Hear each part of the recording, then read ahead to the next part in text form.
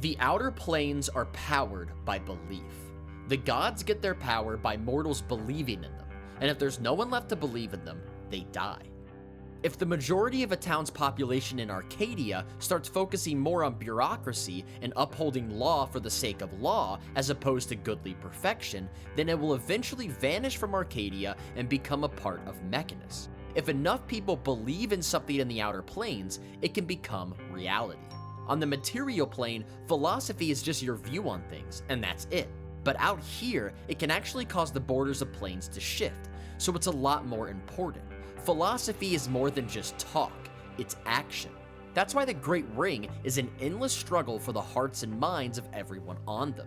The Blood War isn't just a battle for extermination, it's a war to establish a single, united lower plane. The demons want all of the lower planes to be chaotic, independent, impulsive, and free-thinking just like they are, and the devils want them all to follow their law and rule. The factions in Sigil are trying to sway the city to their point of view. If enough people convert to one ideology, then the whole of Sigil will move to another plane of existence. If two Factols get debating in Sigil, one might just decide the other's too dangerous and hit him, humiliate him, arrest him, kill him, or hire adventurers to get dirt on him. It's not because they personally don't like each other, but because ideas have real power, and an opposing one could ruin the world from your point of view. The Factals are philosophers with clubs. Now, I'm going to be making videos that cover every faction individually, but this video will be focusing on the factions as a whole, their history, and how they are organized. Planescape was only a thing in 2nd edition, and then the one book in 5th edition that was released recently, so for this video and all future faction videos, assume that all information I provide is from 2nd edition, unless I specifically say it's from 5th edition. Now let's discuss the history of the factions. What all have they gone through and what part have they played in Sigil? At one point, there were many factions in Sigil, but around 630 years ago, the Lady of Pain declared there should only be 15. This was called the Great Upheaval. Now, the information I'm about to give you on the Great Upheaval is according to the Frost Giant member of the Free League, Bridget Gunnersmoon, historian at the Hall of Records. 630 years ago, so if we're using the Forgotten Realms timeline, 2nd edition takes place around 1370 DR, so this would have been around 740 DR. Sigil had 49 factions, all claiming different territories within the city. As you can imagine, it was fairly chaotic. The Lady of Pain appeared to each Factol and told them, by using her Davis since she doesn't talk, quote, "By order of the Lady of Pain, there will be but 15 factions in Sigil. Organize thy colors by a fortnight hence, or die." End quote. The factions went to work, and within 2 weeks, 34 factions dissolved or died. Most members deserted their current factions to join others, but some of them died in the battles. In total, 17,734 people died during the Purge. 630 years after the Great Upheaval, so during the 2nd edition time period, the Faction War begins. Now, the Faction War is a campaign adventure, and all of the lore that I'm about to tell you about the Faction War is from that one book.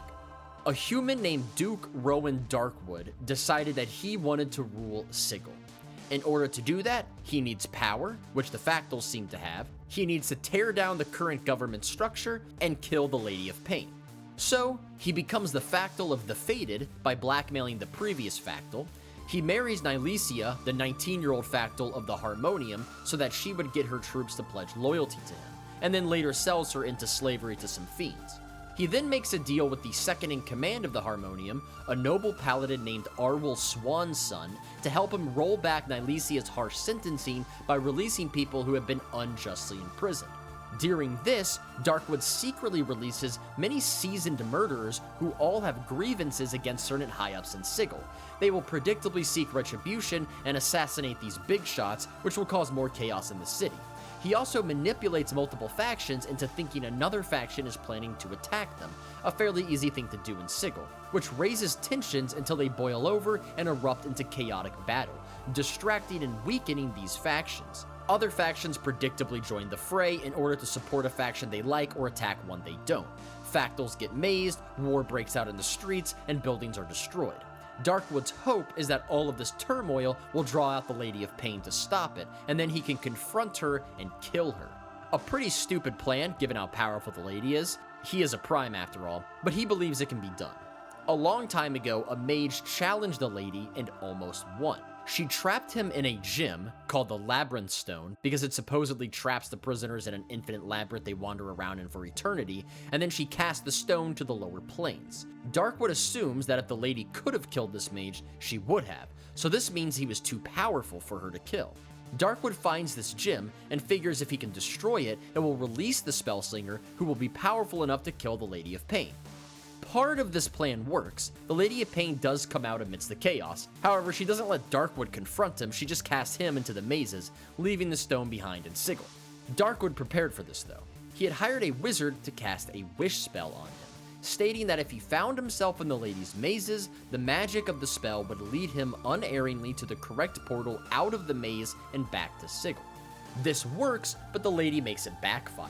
The portal takes him to the Gatehouse, the asylum run by the Bleak Cabal, 500 years in the past. Disoriented, he starts ranting about how he's the Factol of the Fated and he needs to return to his troops for the battle raging in the city.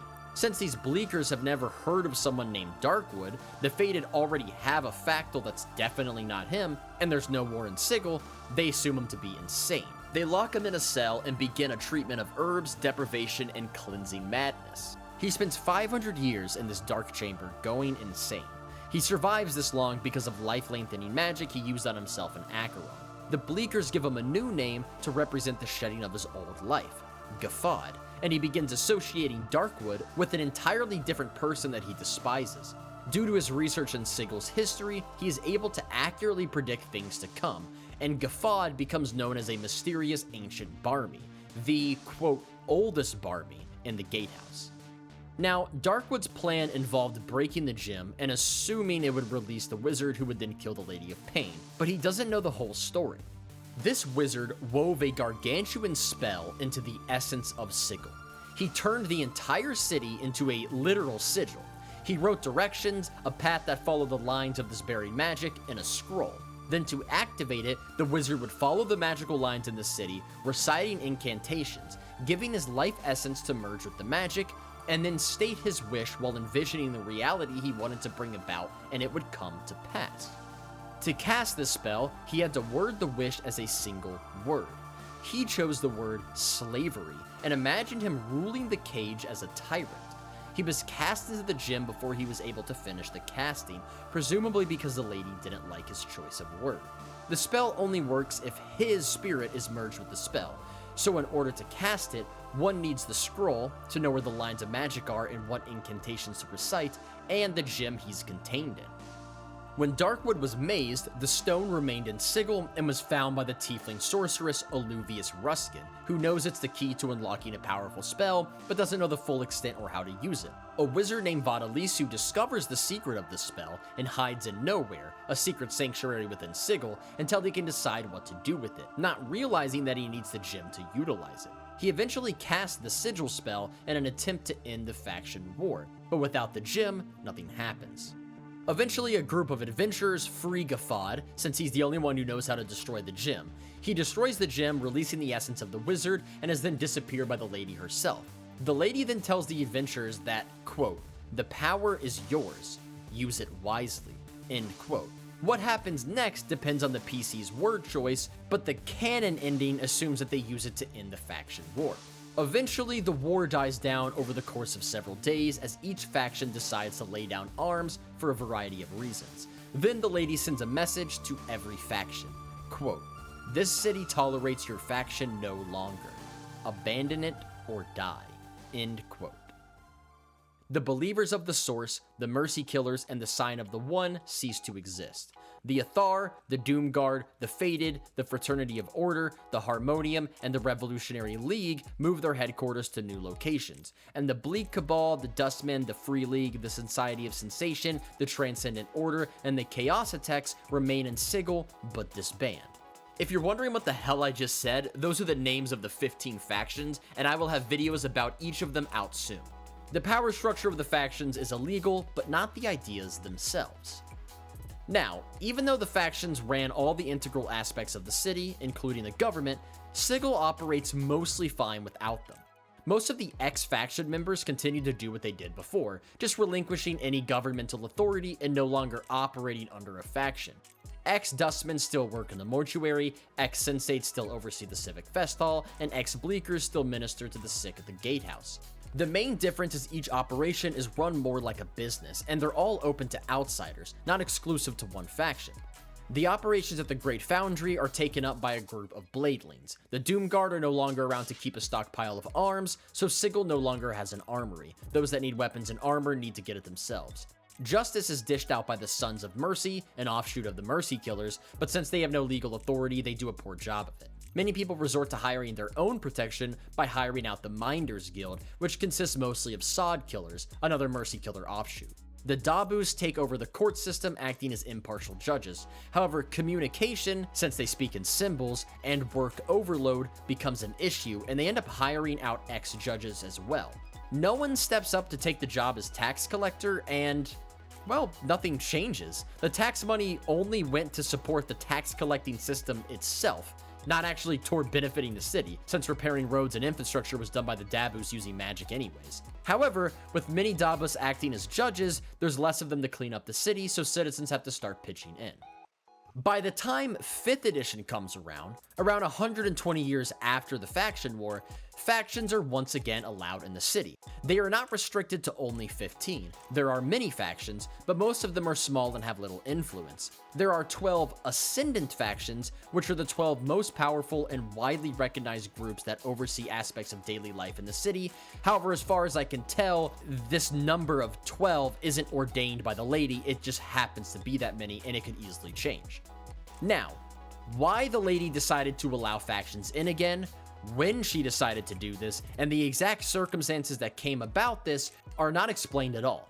Also, a lot of the Factols that were mazed, killed, or sold into slavery in the lower planes are back in 5th edition, once again with no explanation as to how they came back, or why the ones with normal human lifespans are still alive and leading a faction 120 years later.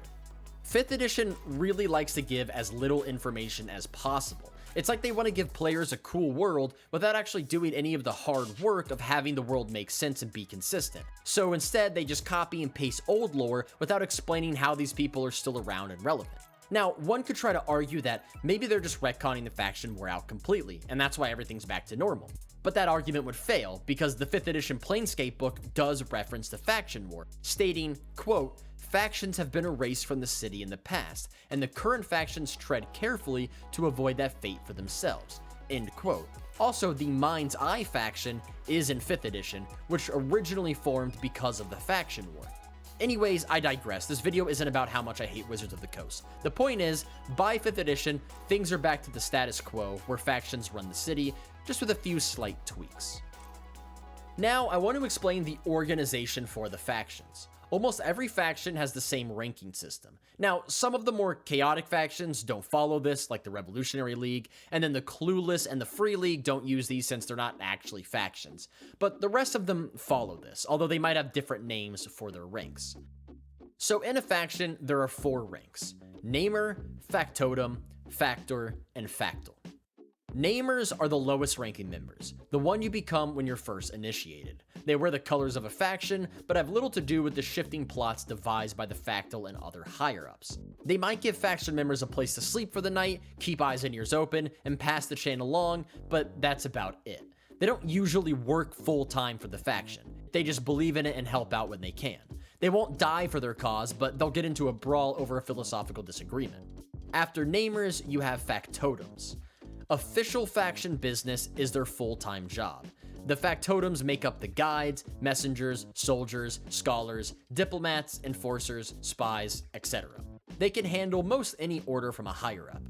Next up are Factors. These are the high-ups. They govern strongholds and oversee operations. Factor councils handle most day-to-day activities of a faction. And then at the very top is the Factol. This is the leader of the whole faction, and there's only ever one at a given time.